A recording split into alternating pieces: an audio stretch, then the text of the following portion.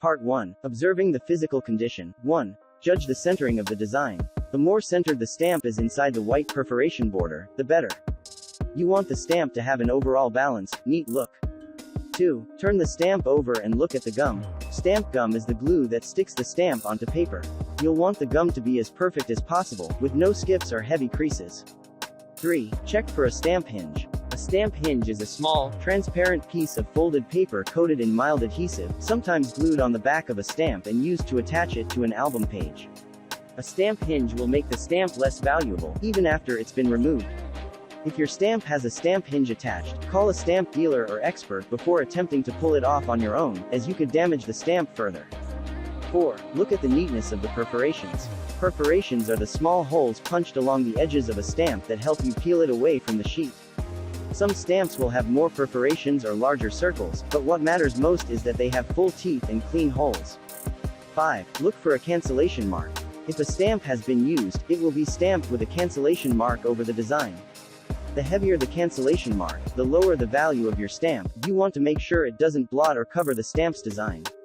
6. Evaluate the stamp's coloring. You want your stamp's design to be bright and vibrant. Fading color can be caused by things like sunlight or artificial light, dirt, pollution, or skin oils.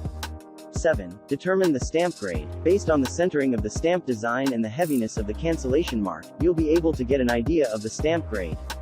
There are a few possibilities for grade: poor, average, fine, very fine, and superb, mint condition.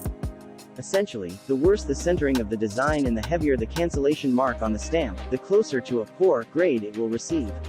Superb grades are quite rare, since the stamp must be perfect in all aspects. 8. Leave the stamp on its envelope if it's still attached. You don't want to risk damaging the stamp by pulling it off or cutting it away. Sometimes an old, used stamp on an envelope with a special cancellation will have a higher value than the stamp would have unused and unattached.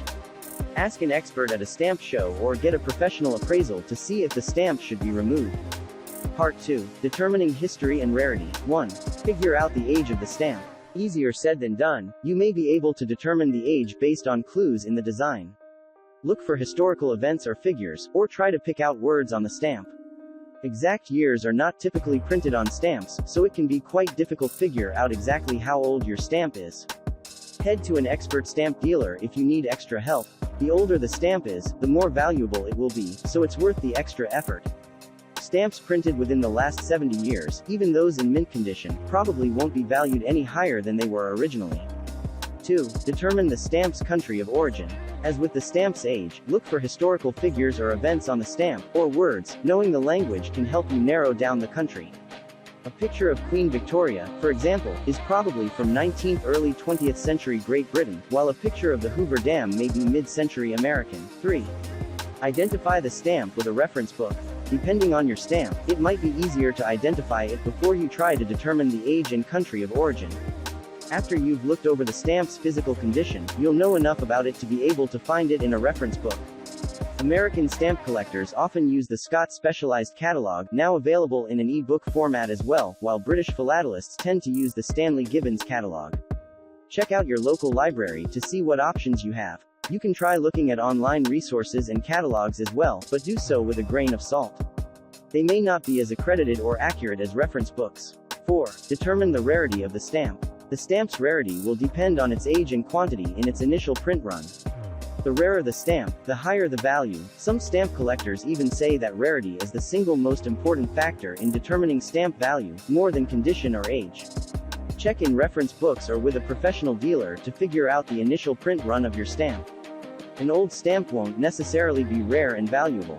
The 1,861 1-cent Benjamin Franklin stamps, for example, aren't very valuable because about 150 million of them were produced. 5. Keep an eye out for error stamps. Though in general you want your stamp to be as perfect as possible, error stamps are an exception.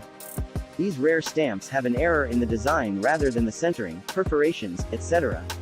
Error stamps are extremely valuable because of their scarcity.